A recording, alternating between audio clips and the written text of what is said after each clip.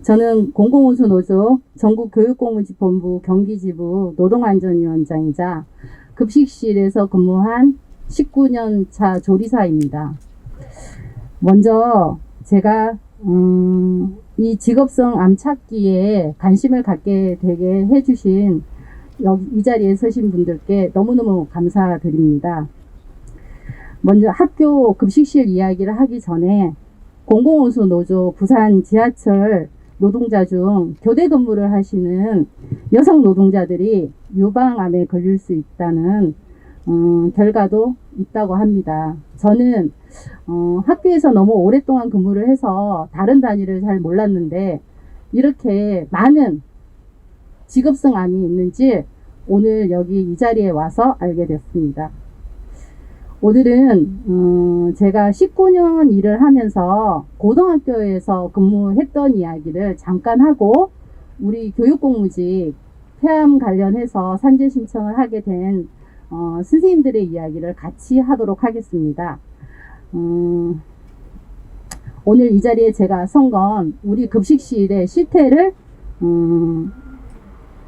고발하기 위해서 썼습니다. 우리의 하루는 빠르게는 7시 30분에 시작합니다.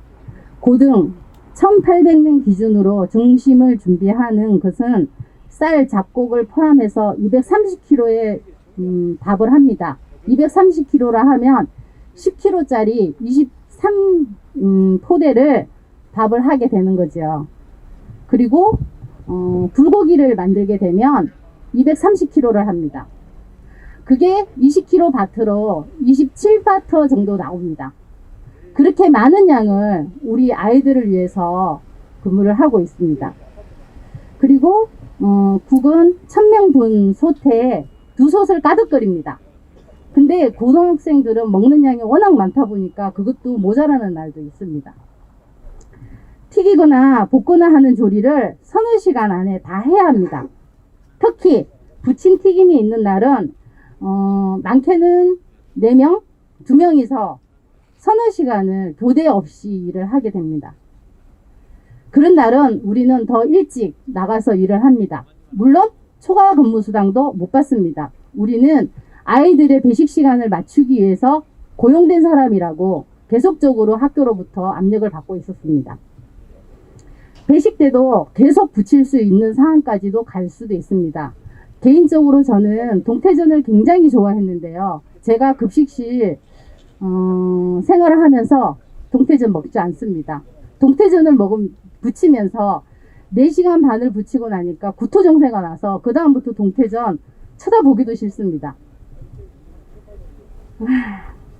우리는 왜 이렇게 매일 바쁠 수밖에 없는지 참 고민이 많이 되고 제가 노동조합에 나오기 전에는 이게 당연한 줄 알았습니다. 근데 다른 단위를 보니까 우리의 배치 기준이 다른 공공기관에 비해서 2서너 배나 많더라고요.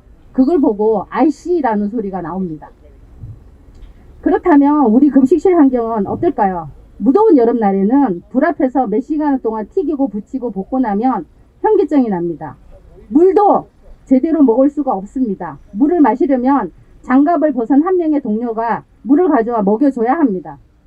그렇게 하지 않으면 배식 시간을 맞추지 못할 정도로 바쁘니까요. 우리는 아이들의 배식 시간을 절대적으로 맞추기 위해 땀으로 디범벅을 하고도 참고 일을 하고 있습니다. 부침과 튀김 중 가스에서 나오는 일산화탄소와 튀기거나 부치거나 볶을 때 나오는 염기인 조리 흉물, 유해물질 고온 열기, 가스, 수증기, 기름 냄새 등을 호흡기로 마시게 됩니다. 이러고 나면 점심도 못 먹습니다. 간혹 너무 이제 허기증이 나서 찬물에 김치 하나 넣고 밥을 후루룩 먹고 배식을 시작합니다. 그리고 나면 이게 부침기나 튀김기는 닦는 게 더 힘듭니다. 오히려 튀긴 사람이 또 닦아야 되는데 흔히 말하면 우리는 약물이라고 이야기를 하지만 MXDS라고 이야기를 하더라고요. 나와서 저희가 교육을 받아보니까 그 독한 냄새를 다 맡습니다.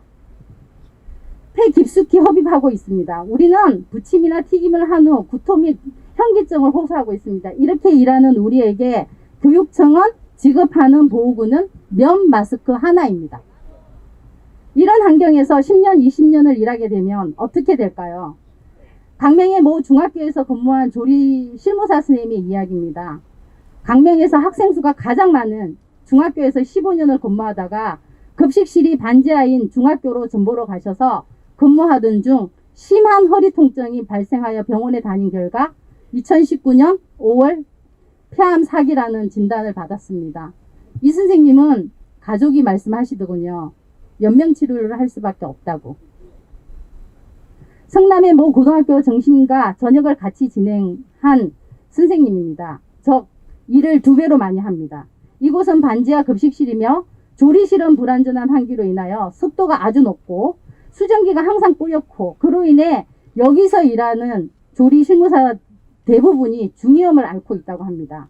이 쌤은 주로 튀김을 많이 했고 급식실 바닥에 기름이나 물기가 많아 항상 기계로 혼자 청소를 많이 했다고 합니다. 조리 실무사 선생님은 2018년 7월 우리가 급식실에서 보건증을 하게 되잖아요.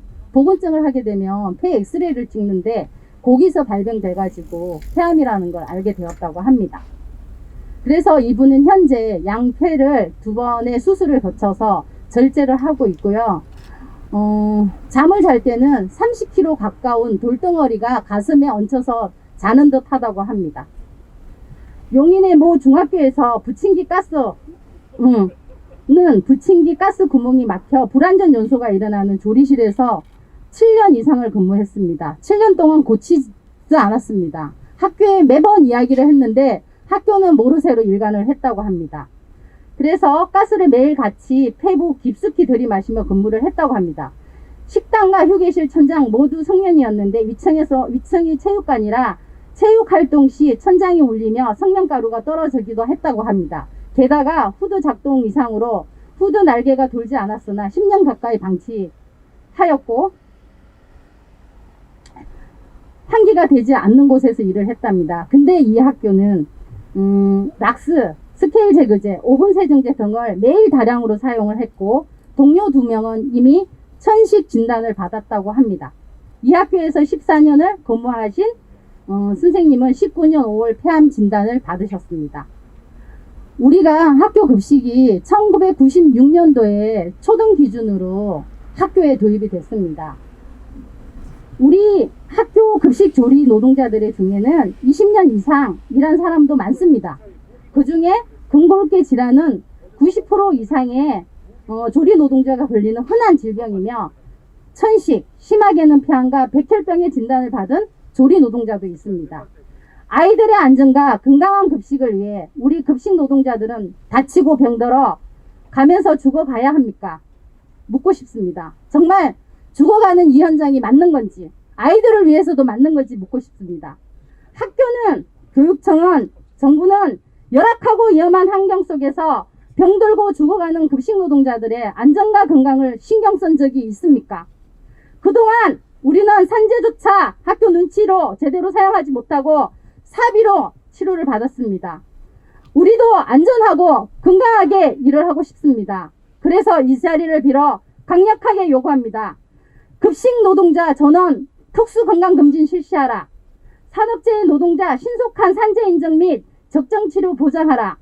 학교 급식실 유해 요인 조사 및 환경노동과정 개선 적극 실시하라.